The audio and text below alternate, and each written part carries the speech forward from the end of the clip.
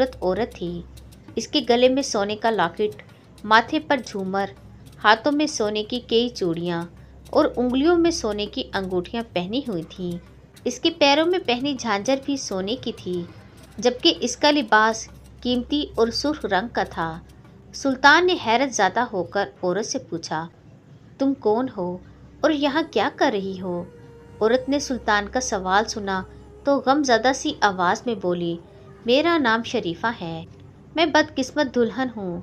3 दिन पहले मेरी शादी दरिया के पार एक गांव में हुई थी।